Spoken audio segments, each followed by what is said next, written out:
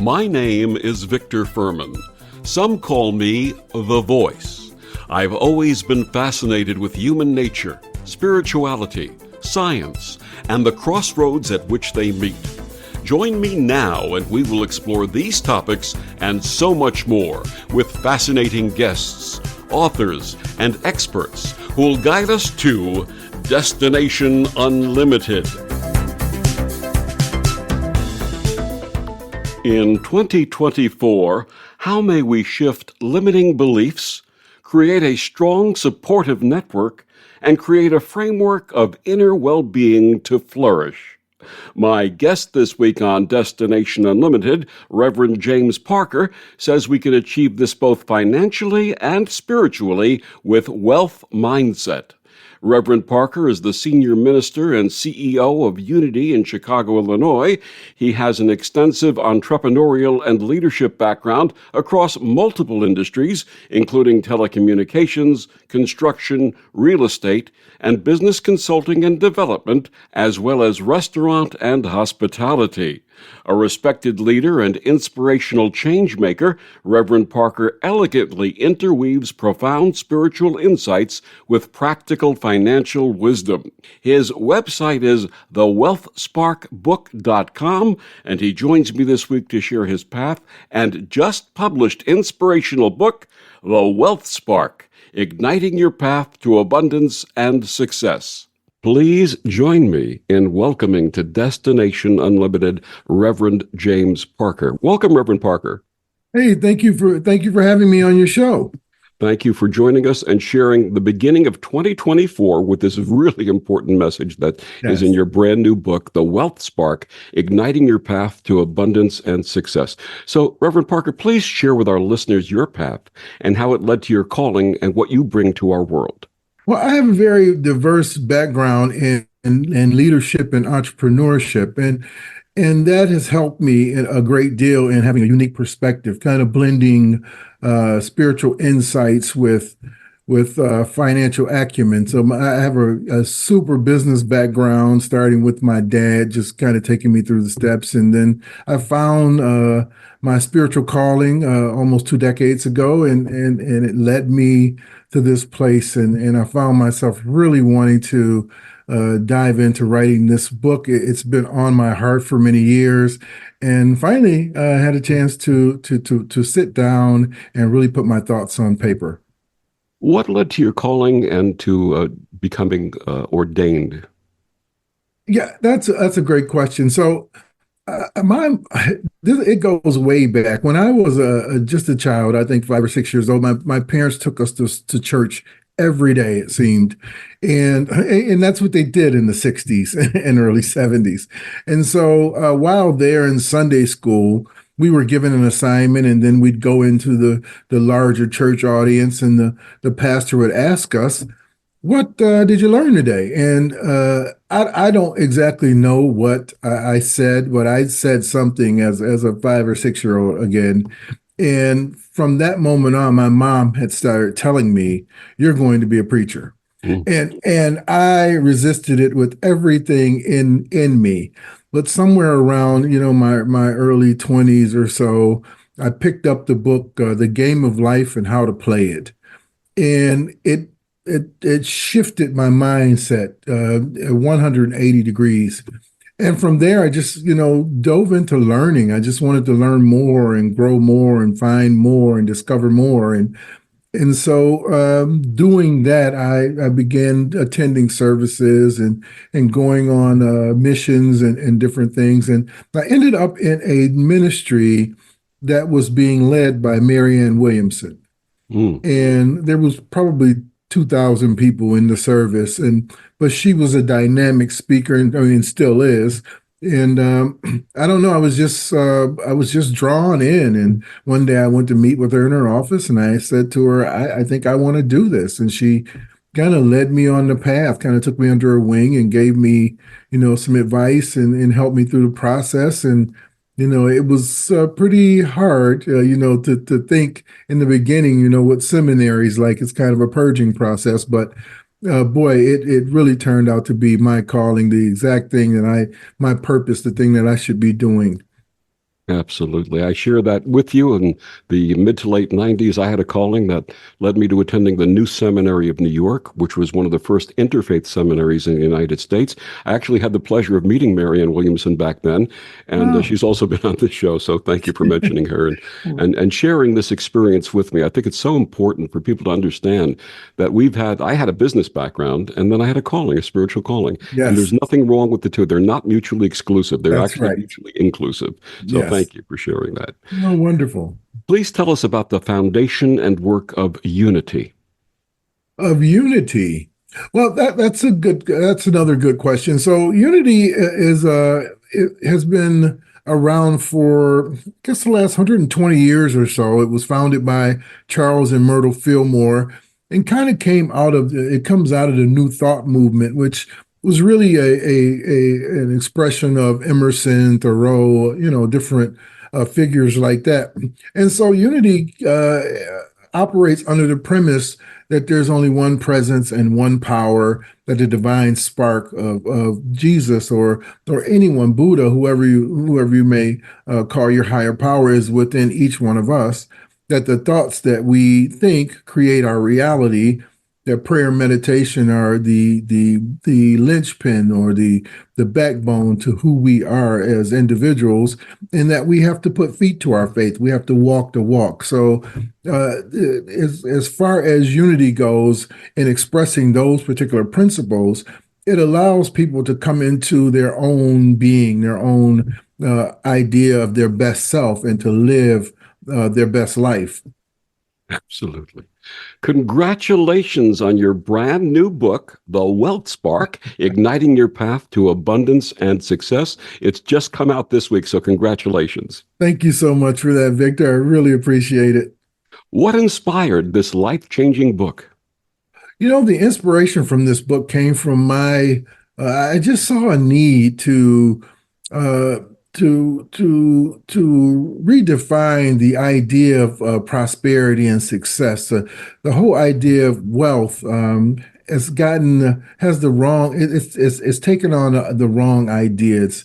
And I wanted to bust a myth to begin with about prosperity. But, what really inspired me in this whole idea was that people in my church and community were coming to me all the time with challenges that they're having financially, and those financial challenges can keep a person up all night, can have them really stressed and very anxious in a very anxious situation. So I began talking to them, and for them it all boiled down to money, what was in their bank account. But prosperity, true prosperity and wealth, goes far beyond that. And part of my challenge as a minister is relaying that message to people. Like, yes, we want to create financial substance, absolutely. But we also have to create the environment for sustained success and prosperity. And so the Wealth Spark was written as a way to really address wealth on a multidimensional level, as a multidimensional experience, to encourage people to redefine what abundance really means to them. Let's share with our listeners some of the wisdom that you offer in The Wealth Spark, starting with how our thoughts create our reality. You refer to this as wealth mindset. How do we embrace this, and how may we overcome scarcity mindset?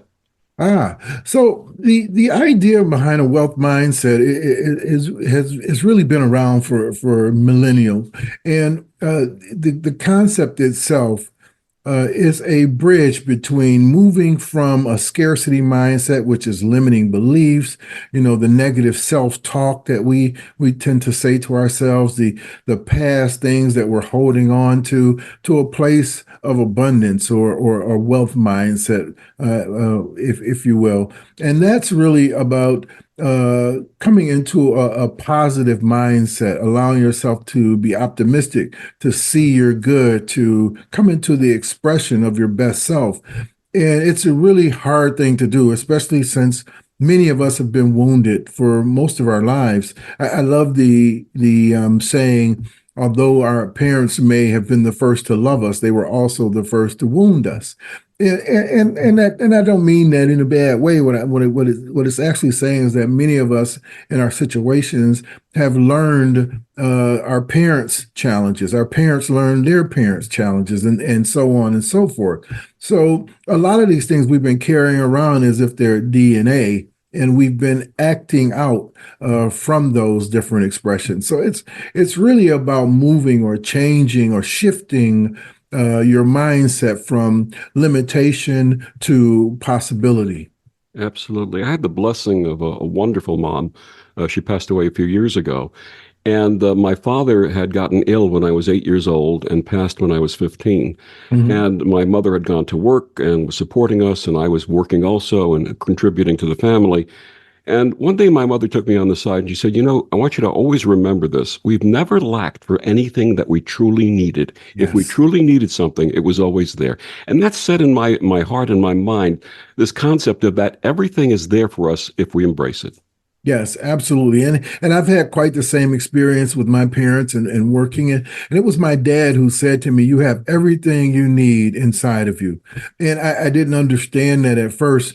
But boy, as I began to work and put these concepts and ideas of spirituality to work in my life, I began to realize that it's all about how I express myself, how I see things. There's this beautiful saying that our task is not to set things right, not to fix things, but to see things rightly. And so the idea is that we have to begin to see our best selves, see our best lives, and begin to live from that expression. Absolutely. I have the blessing of being part of a Facebook group called Morning Gratitude, and people post their gratitude every day in there, what they're grateful for. Now, gratitude is something that should start immediately. It shouldn't wait until we have the actual accumulation of wealth, is it? That's oh, you're so right, Victor. And honestly, we have so much to be grateful for. I mean, just the moment that we wake up in the morning, everything we do from every moment on is something to be grateful for. And so I really talk about it. I really pin down gratitude in my book because I really want people to know that if you can allow yourself to be grateful, you can allow yourself to remain in the present. And if you can stay in the present, you can draw or attract your best desires and ambitions and goals to you. Do you have gratitude techniques that you use, or can you suggest to our listeners? I do have a gratitude technique that I use every day. And it's just a simple formula. I wake up in the morning, I write down three things that I am grateful for, and I just allow myself to sit with that for a moment. And that really kicks off my day. It allows me to start off with a positive experience and allows me to see all the goodness that is at work in my life. That's wonderful because it combines two things. It combines the power of three, which Tesla brought to us, and many other Yes, people talk about the power of three. And yes. also, it brings to bear the fact that it's sort of like a meditation on your gratitude, and it really helps you embody that gratitude. Yeah, and I really believe that, as spiritual beings, our main purpose is to allow ourselves to self-reflect, to go within, to be mindful of the thoughts, the energy that is all around us. So it's absolutely a form of meditation in that it allows for the growth and expansion of our inner being. The founder of the new seminary that I had mentioned that I attended in the 1990s was a gentleman who was in his well as into his 80s at the time that I attended the seminary, and he used to say that he'd wake up every morning and he'd have pain in his back and pain in his legs and pain in his arms. And he'd say, "Thank you, God." And people would Yes. say to him, "You're in pain. Why are you thanking God?" He said, "Because I'm alive. I'm grateful to be Yes. alive because every day when I wake up, I have purpose that I can fulfill." That is so true, and I try to get that through to people. I bet you every Sunday morning during a service, it's really we really have so much to be grateful for, And there are challenging times. Absolutely, there's difficulties. There's situations that we go through in some cases we don't feel like we'll make it through. But boy, I tell you, it's just amazing to be able to see the life that we have. And if we can see the life that we have, we can allow ourselves to really come into an expression of knowing that we can get through those challenges. Absolutely.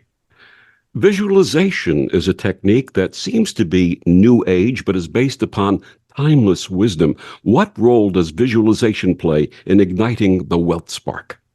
Well, I touched on that a bit earlier, but visualization is such a powerful device that we have at our disposal. It allows us to really to see into what it is that we desire, what we truly want. And if we can just allow ourselves to visualize ourselves in the right and perfect situation, we're actually creating an energy flow that allows that very thing to come into our lives. Visualization to me is like the most powerful magnet on earth. And if we just use it, we have it within us to use, we will draw into us all the good that is ours by divine right. Can you give us an example of one of the visualization techniques you offer in the Wealth Spark? Well, one of the visualization techniques that I offer in the WellSpark is called a vision board, or what many call a prosperity board, or there's different names for it.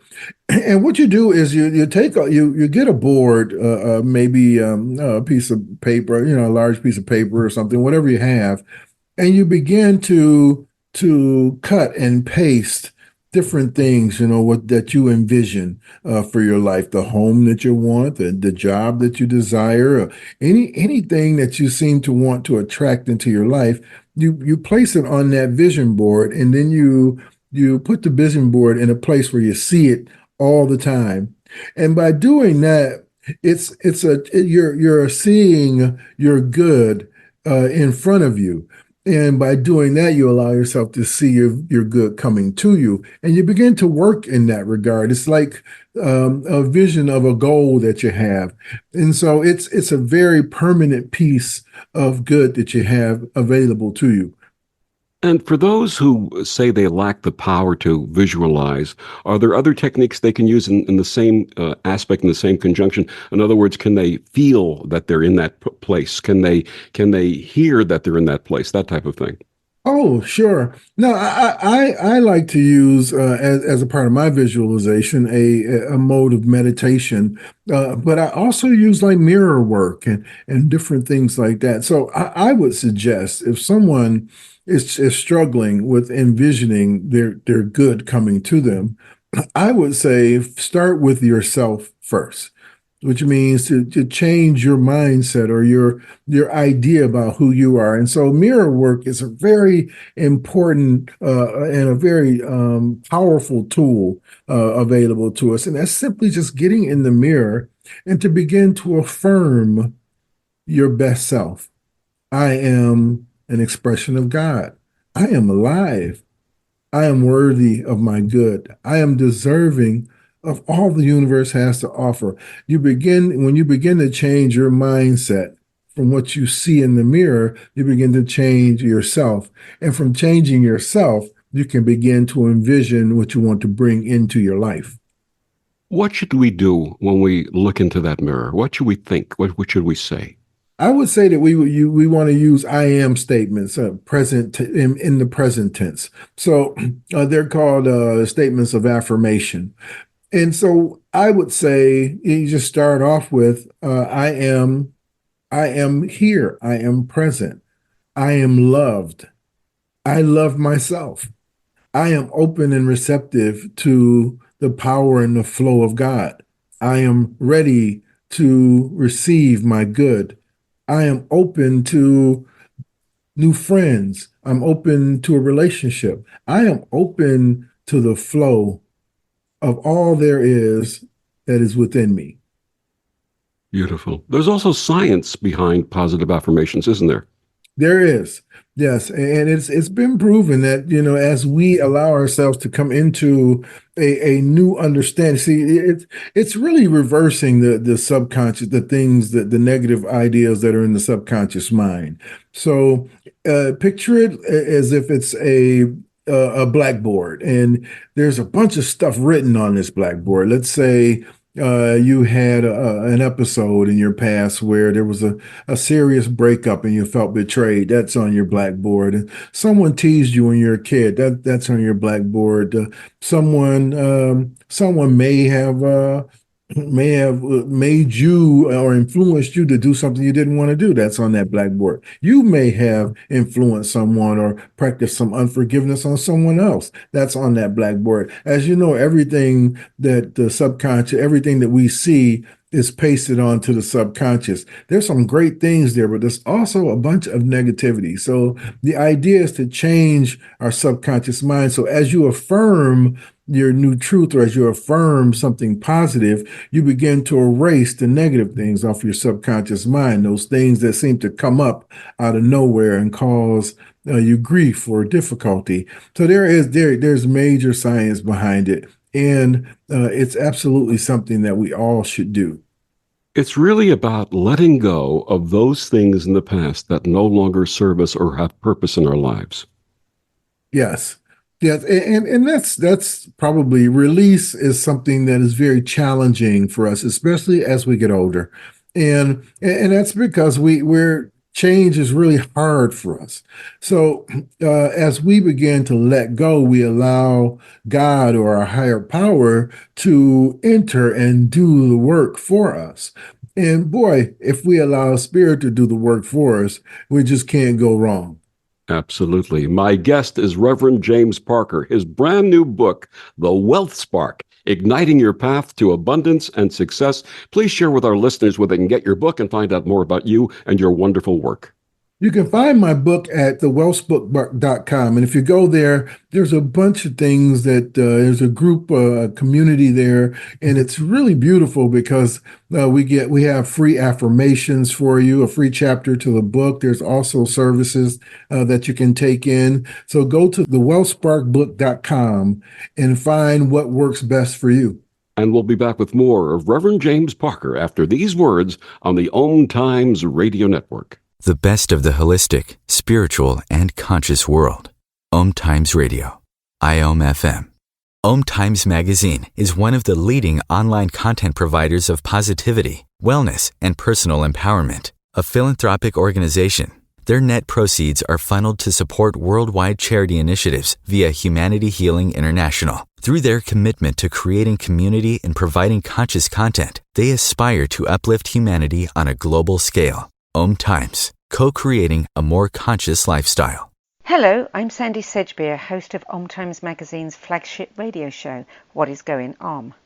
My passion is sifting through information, research, and innovations from new thought teachers, speakers, and researchers, pushing back the boundaries of what we know about life, energy, metaphysics, and the universe. I love shifting perceptions about who we are, why we're here, and how quickly impossible becomes normal when we open our minds, expand our awareness, and accept that the only limits that exist are those we place upon ourselves. So if you're the kind of forward-thinking, eager investigator of what lies beyond the current reality that most perceive, why not make a date to come play with me in the field of possibilities at 4 p.m. Pacific Time, 7 p.m. Eastern Time every Thursday, and together we can discover what's really going on. They are our cuddlers and coworkers, purr machines and love bugs, and constant companions. They are our pets, our family, and they make life so much better. When we face unexpected challenges in life, so do our pets. That's why we're on a mission to support people who love their pets and the pets who love their people, ensuring these families stay exactly where they belong, together. And you have something to offer. With an open heart and mind, there is nothing you can't do. There's no gesture too small or too big when it comes to helping. Whether donating a bag of kibble, sharing an Instagram post of a lost cat, or welcoming a foster pet into your home, every bit of kindness counts. You can help keep pets and people together.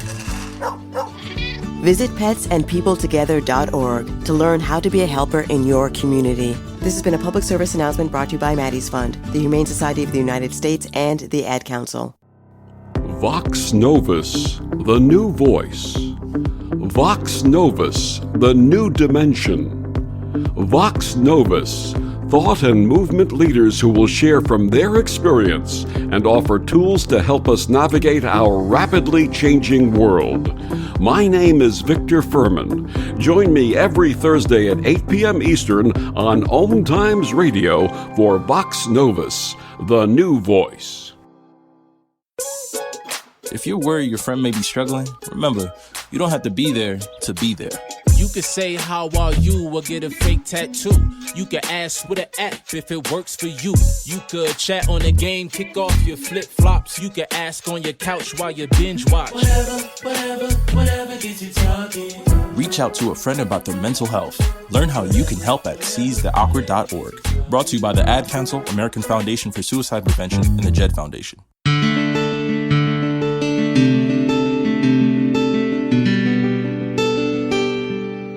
Back on Destination Unlimited, my guest this week is Reverend James Parker. We're talking about his brand new book, The Wealth Spark, Igniting Your Path to Abundance and Success.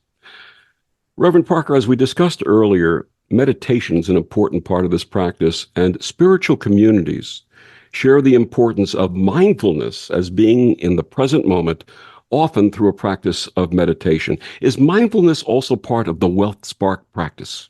Yes, it is. It's very important that mindfulness is a part of every aspect of your life. And I talk about it in the WellSpark because I want people to take action toward their goals. And so just by allowing yourself to go within, just even if it's for 30 seconds or 2 minutes, however long you allow yourself to become centered in the present moment, it will benefit not only your life, but the lives of those around you. Give us some examples of mindfulness practices that you recommend in the Wealth Spark. So I recommend in the Wealth Spark a meditative form where you just allow yourself to sit in a space alone. It's called going into the silence. And you go into a stillness. Now, what I do on my own personal meditations is that I just allow myself to close my outer eye and open my inner eye. And so by doing that, I can reflect on everything that's going on in and around me. But also, you have to concentrate on your breathing. If you just breathe in and out, follow your breath into your body and back out. Just allow yourself to just continue to breathe in and out. You'll come into a centeredness, a present moment. And that is where the good happens. It reminds me of the story in the Bible where Elijah disappears. He runs for fear. Then ends up at a mountain, and he goes into one of the caves, and he looks out, and he starts waiting for God to tell him what to do. And so he sees a fire. He sees an earthquake. He sees all of these different things, but God's not there. And then suddenly, he just allows himself to self-reflect and hears the voice of God. They call it the still small voice. So we're not going to see God in our challenges. We're not going to see God in the fires of our lives, when the earthquakes, the trembles, and different things. God is going to come to us in a moment of stillness, in a moment of silence, in a moment of centeredness. Absolutely. I'll be 71 this month, and if I've learned anything, it is that learning is a nonstop process as I encounter and learn new things every day. How may we apply continuous learning to the Wealth Spark? We can apply continuous, by the way, happy birthday. Thank you very much. We can apply continuous learning to the Wealth Spark by just allowing ourselves to continue to read, to attend webinars, to go to seminars, to listen to shows like yours where we can find a source of learning and growth. If we continuously allow ourselves to just be open to knowledge and wisdom, it will benefit and create an instant way for us to be driven to our purpose. As I shared with you offline, one of the things that has driven my path is curiosity, asking questions. That's really important, isn't it? Oh, it is absolutely important, and I think we have to ask questions, and those questions have to start with us. I think we have to ask ourselves some very hard questions sometimes. But when we ask ourselves, "What is mine to do? What is this challenge? What is this challenge before me here to teach me? What is this thing that I'm going through? What is it a stepping stone to what opportunity?" So I think we have to ask questions all the time. We have to have this curiosity because life is really about curiosity. If we're not curious about anything, we're not seeing anything new. Absolutely. Is it important to be part of a community that shares the wealth mindset? And how may we foster that community? Well, I think we definitely want to be a part of a like-minded community, a community that's positive, that's uplifting, that's empowering, and a community that we can work within to not only support our own goals, but to support communities and other greater goals. So fostering the wealth mindset community, that can become a little challenging, and I love that you asked that question because that is exactly what we want to do. So in order to foster the wealth mindset community, we have to first allow ourselves to accept our own limitations so that we can move forth from them. And it's challenging for many people to see their own limitations, their own limiting beliefs before them. Many times it's so much easier for us to judge outside of ourselves or to critique what someone else is doing without taking a hard look at ourselves. And so what we teach and what we try to instill in people in our community is that we all take a look at ourselves, that we all grow together. I teach a weekly Bible study and often a class or two.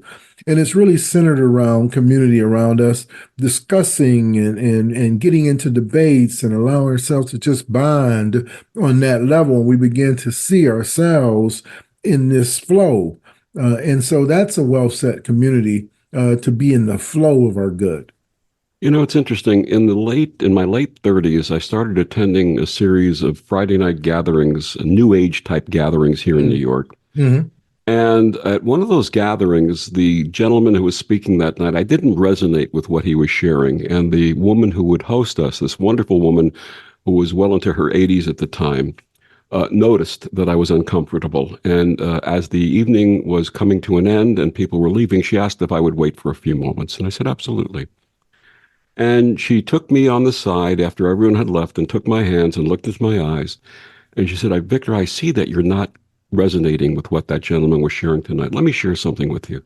She said, God does not require us to be holy, but God would love for us to be whole.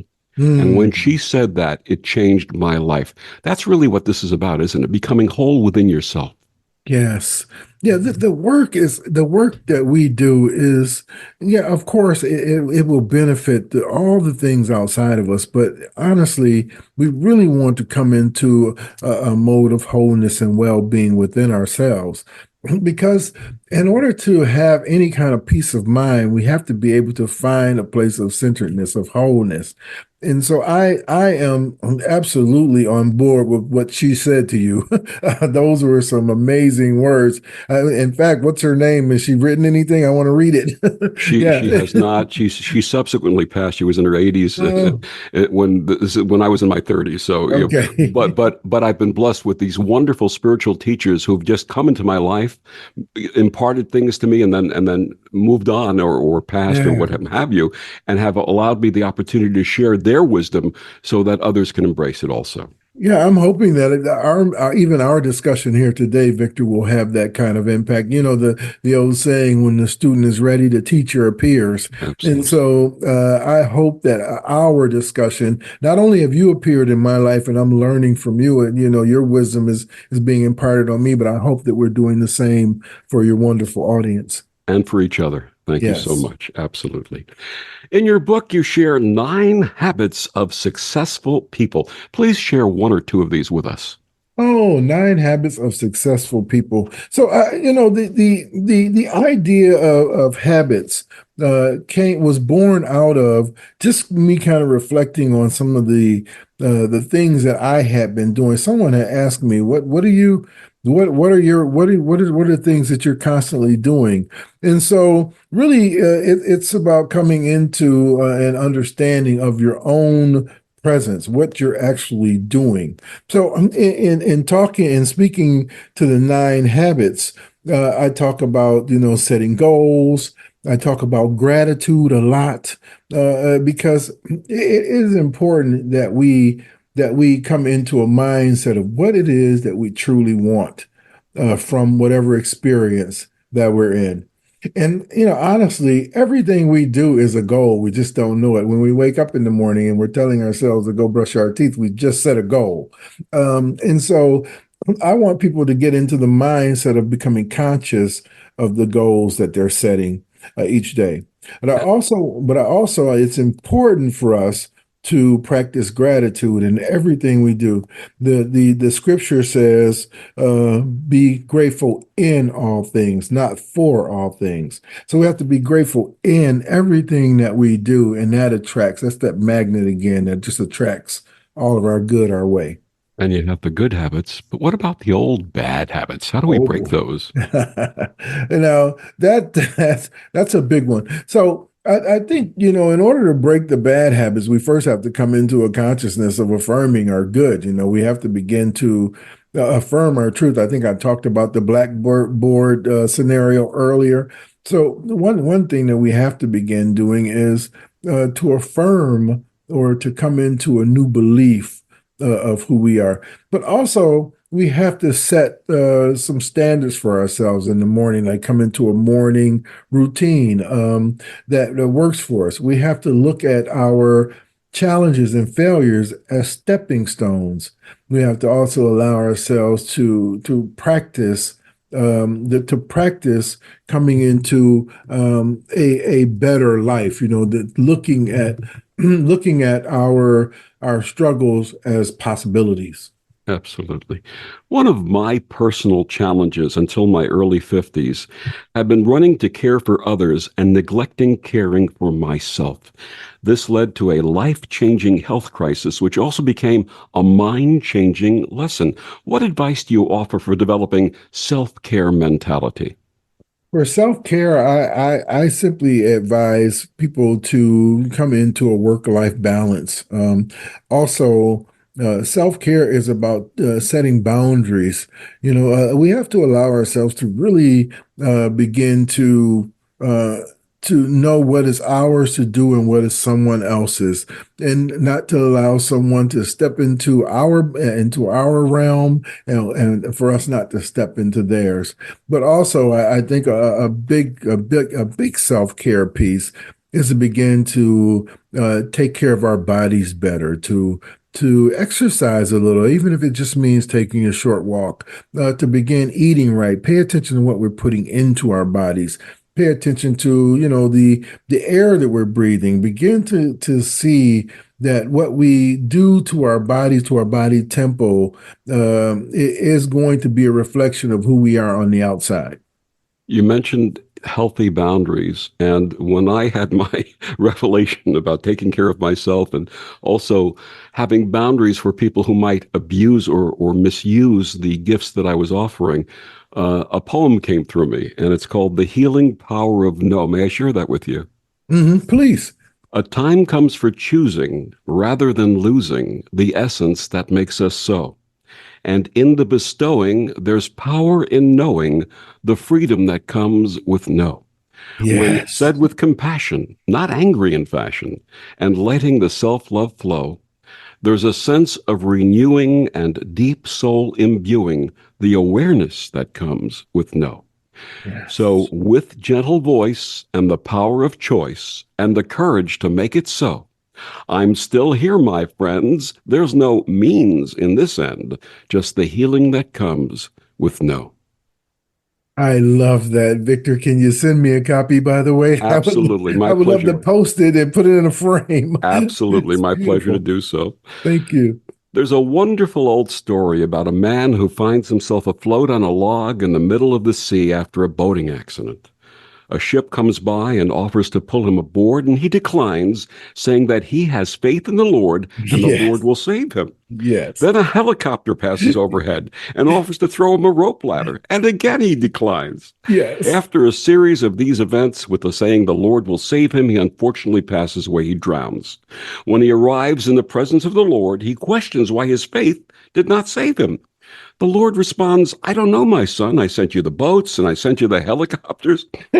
This parable implies that faith is wonderful, but it also requires action. How Yes. critical is action in our Wealth Spark journey? Action is probably the most critical of all. And I write in detail about action because all the affirmations and the visioning boards and the gratitude and all those things are nothing unless we use them, unless we put feet to them, unless we make and turn them into something. So action is probably other than holding ourselves in the light is probably the second most important thing that we can do. Now, I love that story you just told, and I tell it quite often myself because many people get lost in sitting in their faith, talking the talk, but not walking the walk. And what we want people to do is to walk the walk, to go into the experience. That's the only way they're going to learn and grow from whatever they may be going through. And as I shared with you offline, many opportunities have presented themselves to me in my life, and I've been blessed with them, I'm grateful for them. But the question then becomes, when the opportunity is presented to you, you have to ask three questions. Number one, is this right for my highest purpose? Number two, does this not detract from anyone else's highest purpose? And number three, is this the time for me to approach that? You agree with that philosophy, don't you? I absolutely agree with it. And we really have to see ourselves benefiting from the wisdom that is all the wisdom and knowledge that is not only inside of us, that is just floating all around us. And it's very important for us to know that in spite of what we may be going through, there is a greater thing that is coming forward to us. And we have to be open to it. And we have to know that it's for us because it's not detracting from anyone else. It is absolutely ours and ours alone. Absolutely. Every time one of these situations has happened in my life, I visualize that the opportunity is coming in the form of an angel. And if I recognize that angelic presence and move forward, there's been a countless number of blessings that have ensued. So yes, thank you for sharing that. Yes, I absolutely believe it. And there is a spiritual presence all around us, and we have the ability to tap into it. And I kind of talk about that a bit in the Wellspark. I really want people to see that possibility is all around them, and don't get frustrated. Just allow yourself to just sit in the moment. Open your heart and mind. Allow yourself to get centered, and that's part of action itself. And you will begin to attract things into your world. You'll know that you're attracting it because it's not something that you've ever dreamed of. Absolutely. My guest, Reverend James Parker, his brand new book, The Wealth Spark, Igniting Your Path to Abundance and Success. We'll be back with more after these words on the Om Times Radio Network. Humanity Healing International is a small nonprofit with a big dream. Since 2007, HHI has been working tirelessly to bring help to communities with little or no hope. Our projects are not broad mandates, nor are they overnight solutions, but they bring the reassurance that no one is alone and that someone cares. To learn more, please visit humanityhealing.org. Humanity Healing is where your heart is. More than 24 million Americans have an autoimmune disorder, and that number continues to grow. I'm Sharon Saylor, and I'm one of those 24 million. To put that number in perspective, cancer affects about 9 million and heart disease up to 22 million. That's why I've brought together top experts and those thriving regardless of their diagnosis to bring you the latest, most up-to-date information. Join me, Sharon Saylor, Friday night, 7 p.m. Eastern, for the Autoimmune Hour on Life Interrupted Radio to find out how to live your life uninterrupted. Grab a cup of tea or a glass of wine and tune in for inspired conversations with publisher Linda Joy on Tuesdays at 2 p.m. Eastern. Linda creates sacred space for leading female luminaries, empowering authors, heart-centered female entrepreneurs, coaches, and healers. A soulful venue where guests openly share the fears and obstacles they've overcome, wisdom and lessons learned, and the personal journey that led them to the transformational work they do in the world. Inspired conversations to empower you on your path to authentic, soulful living. Hey, Dad, your prescription will be ready in just a minute. Hey, Dad, your laundry will be ready in just a minute. Dad, your lunch will be ready in just a minute. Hey, honey, why don't you take a minute? When you help care for a loved one, you give them as much time as you can, making sure they're safe and comfortable. But it's just as important that you take some time for yourself. At AARP, we can help with information and useful tips on how you can maintain a healthy life balance, care for your own physical and mental well-being, and manage the challenges of caring for a loved one. Because the better care you take of yourself, the better care you can provide for your loved one. Thanks, Dad. Thank you.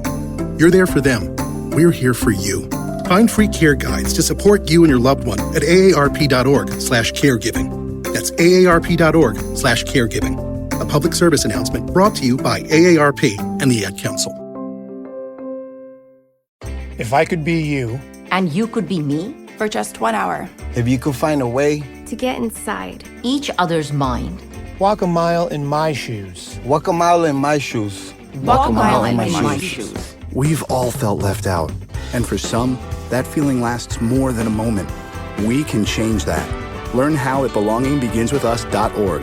Brought to you by the Ad Council. Walk a mile in my shoes. So I'm a cat, and I just moved in with this new human, and she's got this little toy she's always playing with, all day long. Tap, tap, tap, tap, bloop, bloop. She can't put it down. There it is. Oh, and get this. She even talks to it. Last week, she asked it for Chinese, and guess what? Egg rolls showed up. Like magic. Humans have cool toys. A person is the best thing to happen to a shelter pet. Be that person. Adopt. Brought to you by the Ad Council and the ShelterPetProject.org.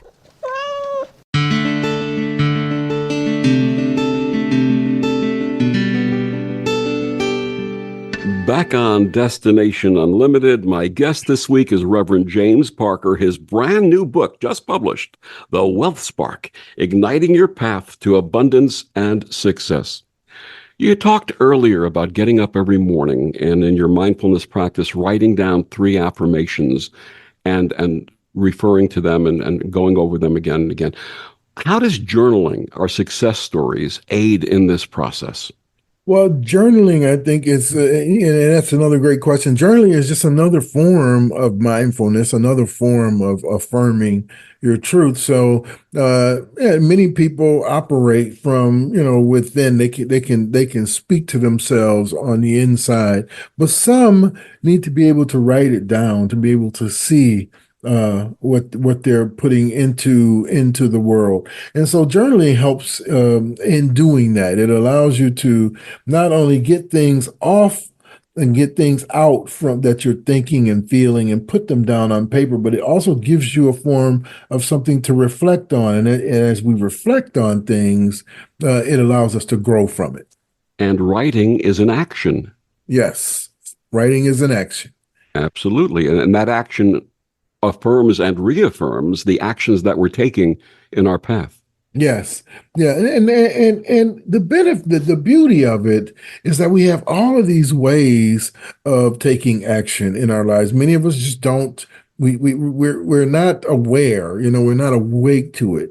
And that's what I'm hoping that the Wealth Spark does, is that it begins an awakening, that it starts something bubbling up inside of you, where you can come into and find a technique, a tip, a strategy, something that works for you that will move you forward towards your perfect goal. Dr. Martin Luther King used to say, if you can't fly, then run. If you can't run, then walk. If you can't walk, then crawl. But whatever you do, you have to keep moving forward. And so that's my goal, is to get people moving forward. Absolutely. I had shared about my wonderful spiritual teacher from the new seminary in the 1990s. He used to say there should be an 11th commandment: thou shalt have purpose. Purpose is truly the key to all of this, isn't it? Yes. Perfect is absolutely the key to all of this, but there must be fulfillment that goes with it. So I want people to find their purpose, and I absolutely believe you will if you practice, if you exercise those inner muscles, you will come into your purpose, and from that purpose, you will find a greater fulfillment in your life. Absolutely. And I've also learned that abundance is not only material, but spiritual. How may we recognize spiritual abundance? We recognize spiritual abundance by knowing, because abundance itself is a concept of overflowing.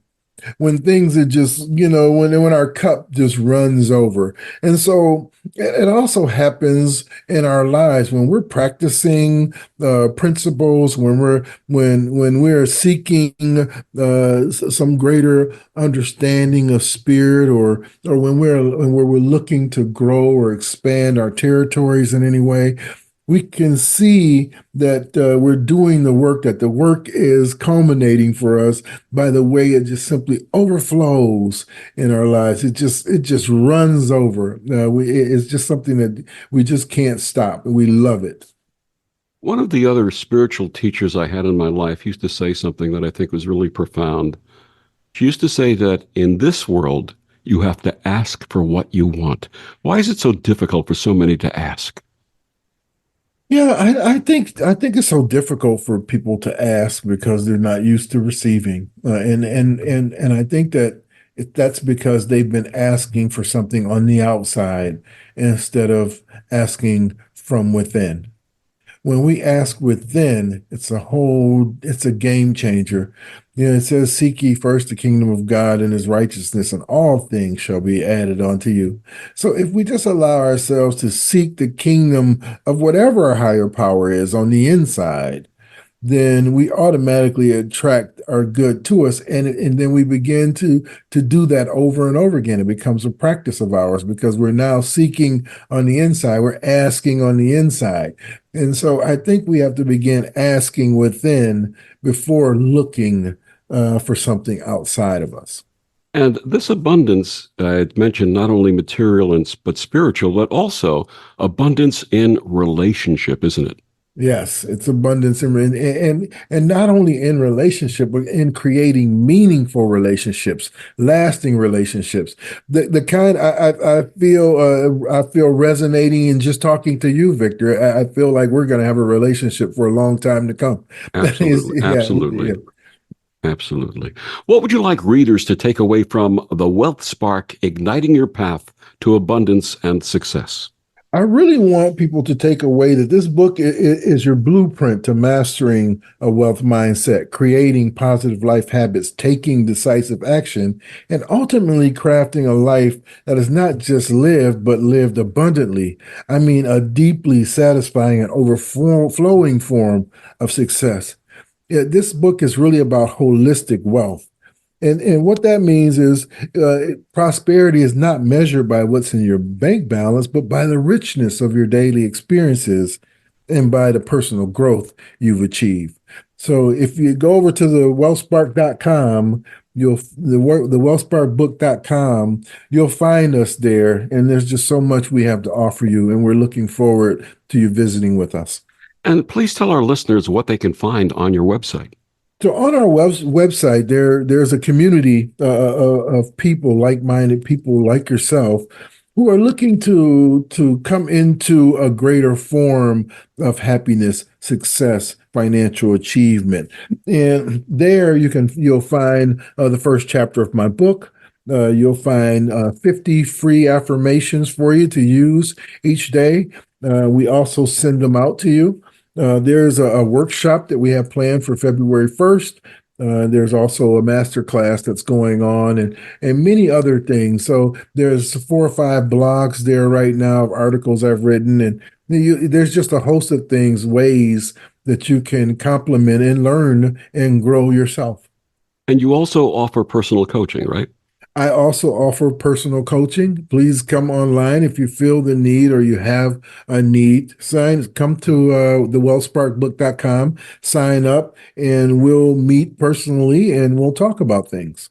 And what's next for Reverend James Parker? What's next for Reverend James Parker? That is a good question. Reverend James Parker is really just open and receptive to what God has in store for him.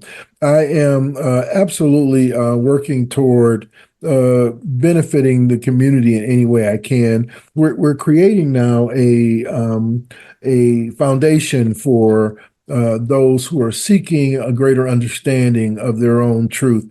And this foundation is really about, kind of accepting our own lives. And I feel like if we can move one person at a time, if we can do one good thing at a time in our world, then we'll make our world a better place. I really want us to make a difference together. Absolutely. And as you well know, that in every faith, virtually every faith around the world, there is an iteration of the golden rule. Do unto others as you'd have them do unto you. Love thy neighbor as thyself. And if everybody embraced that, no matter what their faith, and we looked at each other as sisters and brothers around the world, what a world this would be. What a world this would be. Well said. Beautiful. Yes, absolutely. Reverend James Parker, my gratitude to you and my gratitude to our mutual friend, Beth Grossman, for getting us together. This has been wonderful. Thank you so much. Thank you, Victor, for just being here and for all that you're doing. And I look forward to talking more, my friend. Absolutely. Thank you. And thank you for joining us on Destination Unlimited. I'm Victor, the Voice Furman. Have a wonderful week.